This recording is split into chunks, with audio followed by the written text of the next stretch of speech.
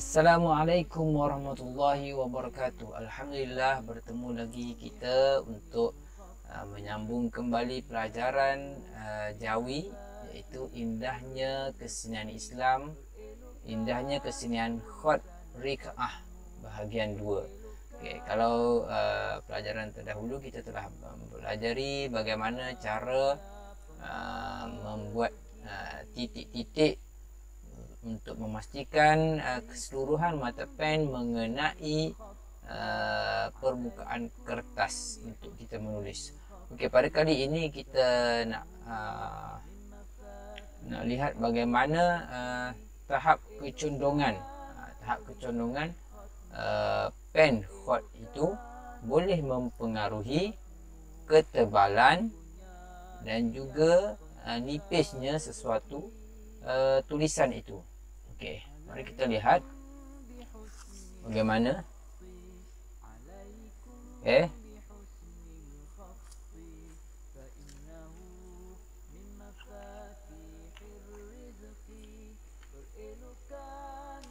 Okey, contohnya kita tengok di sini. Jika kita menulis pada tahap pen ini berada pada darjah kosong darjah, maka tahap ketebalan dia adalah pada tahap maksimum. Pada tahap 100%, nampak dia akan jadi tebal. Okey, dan sekiranya kita condongkan sedikit dalam 60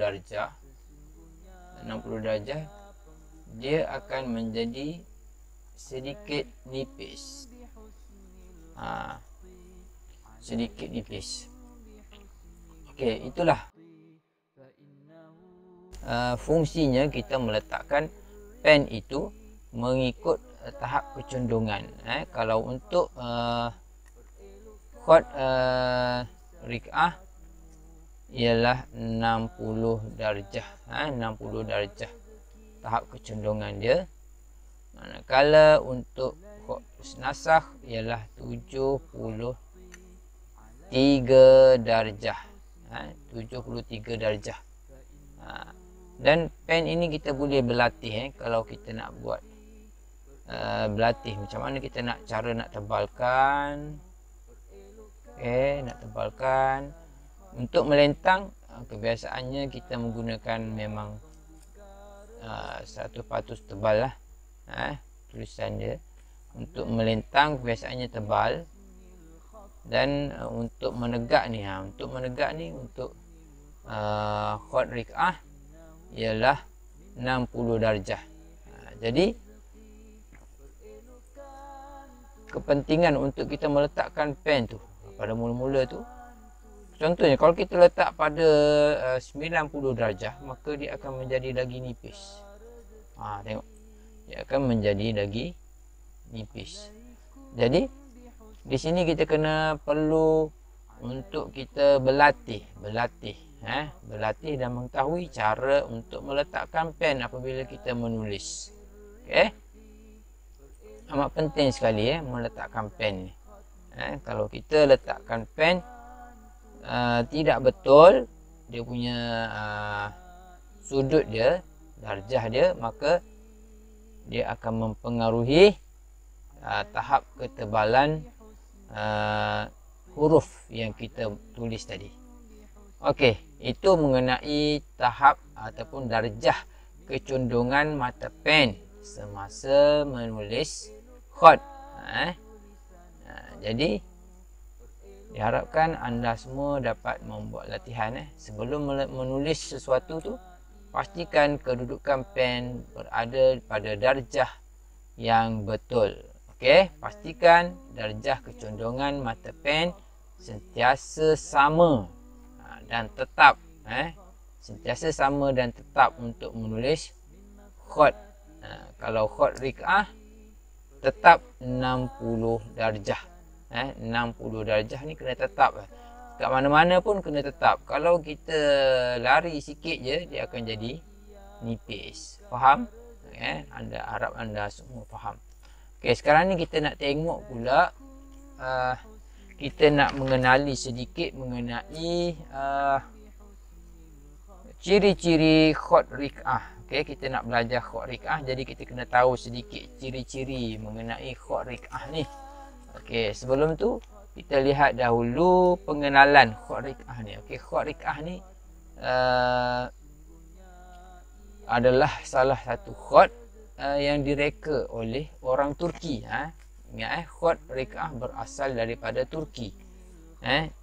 Di zaman Kerajaan Osmaniyah.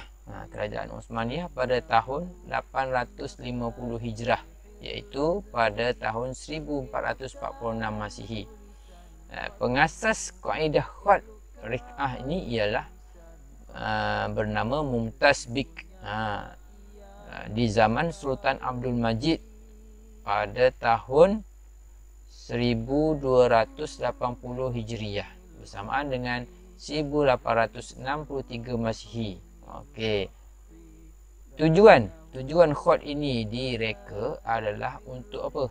Untuk memudahkan kerja-kerja menulis serta mempercepatkan dan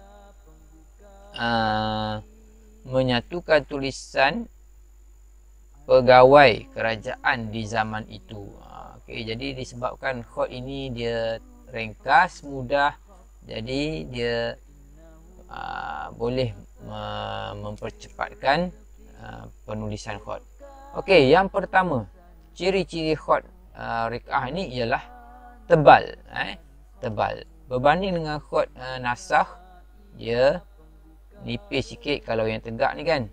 Tapi bagi khot rik'ah ni dia tebal. Okey. Sebab kecondongan pen dia 60 darjah, jadi dia tebal. Okey, untuk yang ada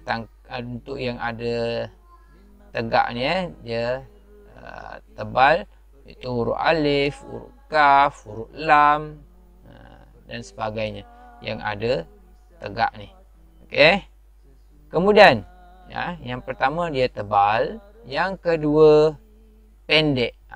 Khot rik'ah ni dia pendek. Dia tidak ada macam kita nak tarik panjang-panjang, macam khot sulus kita boleh tarik panjang-panjang, khot nasakh ada part yang kita boleh tarik panjang. Tetapi bagi khot rik'ah dia tidak ada nak tarik panjang-panjang. Dia sebab dia ringkas, tak perlu tarik panjang-panjang.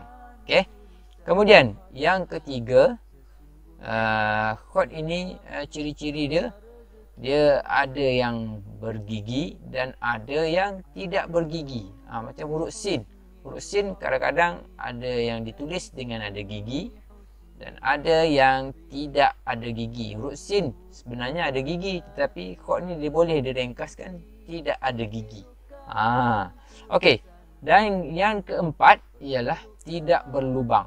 Tidak berlubang ni macam huruf yang ada lubang, contoh seperti huruf waw. Huruf waw, huruf waw kat tengah dia tu ada lubang kan, ada lubang. Huruf waw, huruf fa, huruf qaf, huruf mim, itu huruf-huruf yang di tengah dia ada lubang. Tetapi bagi huruf yang berlubang ni semua, bagi dalam khot rik'ah dia tidak ada lubang, kecuali huruf fa dan juga huruf qaf yang berada di tengah. Yang berada di tengah. Yang berada di tengah lah. Itu dia. Okey, yang kelima. Yang kelima, bersudut. Bersudut. Khot ni bersudut. Contoh macam kita tulis huruf ba. Ba alif. Okey. Ba alif. Tak perlu ada buat ni. Okey. Dia bersudut. Jadi bahagian kat sini ni dia bersudut dan bahagian ni bersudut dan tajam. Dia tajam. Ini kalau kena ni mau luka ni. Okey, dan dia sudut dan tajam. Dan ini yang bersambung lah, contohnya ba bersambung dengan alif, atau nak sambung dengan kaf, nak sambung dengan lam. dan sebagainya lah. Okey. Dia bersudut dan tajam. Okey, dan yang keenam, tidak berkepala. Tidak berkepala ni macam mana? Tidak berkepala contoh macam huruf, kita tulis huruf lam. Contohnya huruf lam. Okey. Huruf lam kan dia ada kat sini, kat atas ni dia ada kepala. Dia macam ada tangkai. Nampak tak? Tak nampak. Tak nampak, kena tulis dengan pen besar. Kita try tulis dengan pen besar supaya nampak. Okey, contoh. Okey, kita tengok huruf lam. Huruf lam. Huruf lam. Nampak tak? Okey, huruf lam. Dekat atas ni dia ada tangkai. Dia ada tangkai berkepala. Dia ada kepala ataupun tangkai. Dia sama ada huruf lam, huruf kaf yang berada di depan. Huruf kaf, huruf lam dan juga tiang kepada huruf ta dan juga huruf za. Tiang ni dia ada kepala ni. Dia ada kepala. Dia ada tangkai. Dia ada tangkai kat sini. Okey.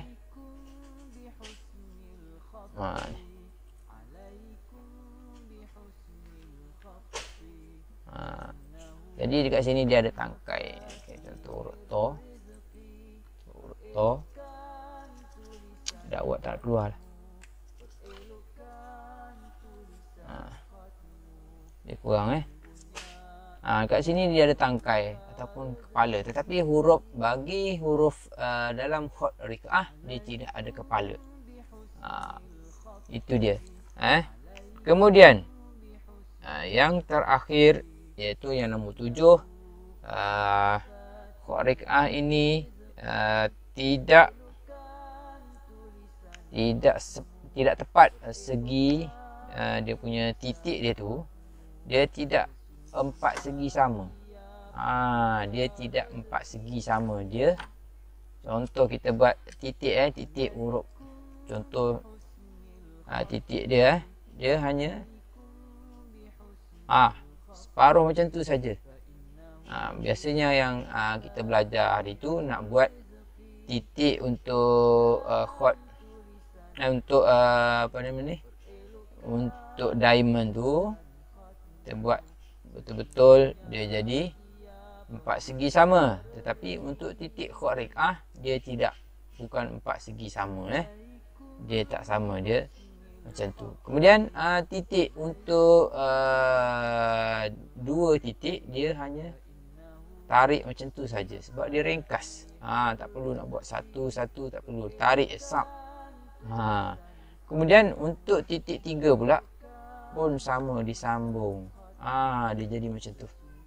Okey, disambung. Okey, titik 3. Titik 3 disambung macam ni.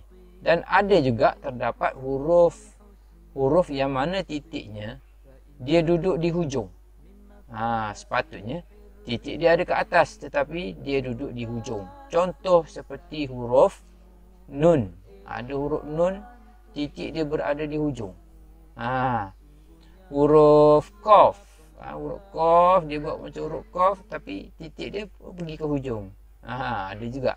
Dan huruf shin, huruf dad, ada yang titiknya pergi ke hujung. Jadi tidak perlu, kalau dah buat tu titik dekat hujung ni, kita tidak perlu lagi meletakkan titik di atas huruf dad, atas huruf shin, atas huruf qaf, dan atas huruf nun. Tidak perlu lagi diletakkan titik kerana titik telah diletakkan di hujung. Tapi ada juga huruf macam huruf nun, dia buat huruf nun dan titiknya bersambung kat sini, dan titik ni bersambung dengan huruf nun. Ada juga.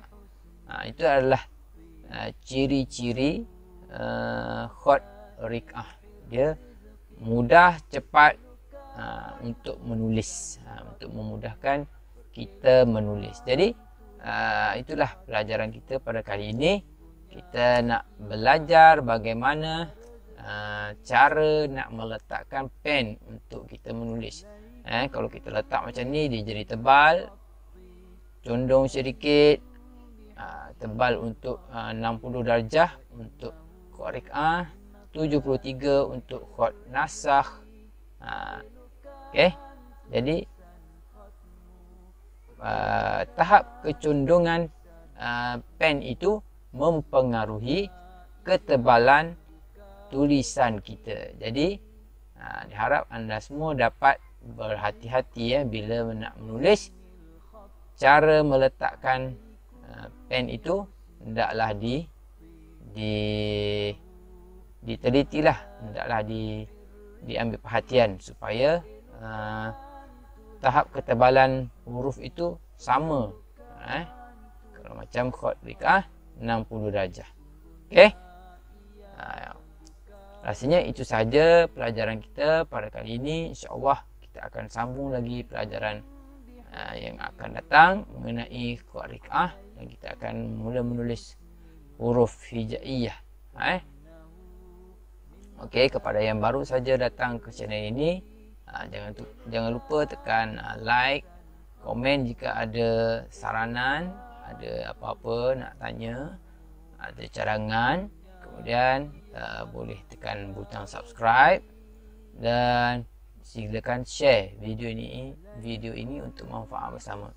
Okey, wabillahi taufiq wal hidayah. Wassalamualaikum warahmatullahi wabarakatuh.